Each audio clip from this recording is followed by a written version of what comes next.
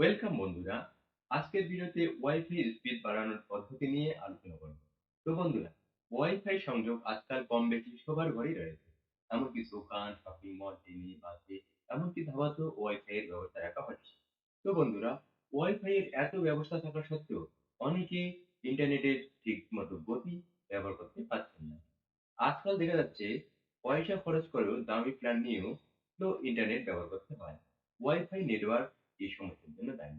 বন্ধুরা, এই ভিডিওতে ওয়াইফাই স্পিড বাড়ানোর কিছু নিয়ম তোমাদের বলবো। এই নিয়মগুলো মেনে চললে তোমার ওয়াইফাই এর স্পিড বাড়ানো সম্ভব। এক্ষেত্রে তোমার ওয়াইফাই কোথায় রাখবে সেটি এই ভিডিওতে তোমরা জানতে পারবে। আর বন্ধুরা, ওয়াইফাই এর স্পিড বাড়ানোর জন্য তোমাদের কি কি করতে হবে এই ভিডিওতে বিস্তারিত জানতে পারবে। তো ভিডিওটির কোথাও স্কিপ না করে শুরু থেকে শেষ পর্যন্ত দেখতে থাকো। আর বন্ধুরা, তোমরা যারা এই ভবিষ্যৎ টেক চ্যানেলটি সাবস্ক্রাইব করোনি, অবশ্যই সাবস্ক্রাইব করে নাও আর পাশের বেল আইকনটি অন করতে ভুলো না। তো বন্ধুরা, চলো ভিডিওটি শুরু করি। তো বন্ধুরা, প্রথমে speedtest.net অথবা fast.net ওয়েবসাইট থেকে ব্রডব্যান্ড কানেকশনের স্পিড মেপে নিতে হবে। এই ওয়েবসাইটগুলো তোমার বর্তমান ডাউনলোড এবং আপলোড স্পিড দেখিয়ে দেবে।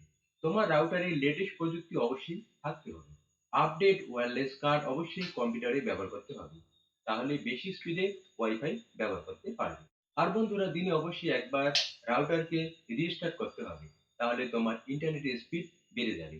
অনেক সময় দেখা যায় তোমার বাড়ির কিছু স্মার্ট ডিভাইস ওয়াইফাই রাউটারের সঙ্গে অ্যাটাচ থাকে। এর জন্য রাউটার নিয়মিত রিস্টার্ট করতে হবে।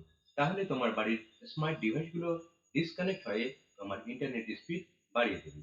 বন্ধুরা, ওয়াইফাই সিগন্যালের শক্তি পরীক্ষার জন্য অবশ্যই তোমার মোবাইলে অ্যাপ ডাউনলোড করতে হবে এবং বাড়ির বিভিন্ন স্থানে গিয়ে ওয়াইফাই সিগন্যালের শক্তি পরীক্ষা করতে হবে।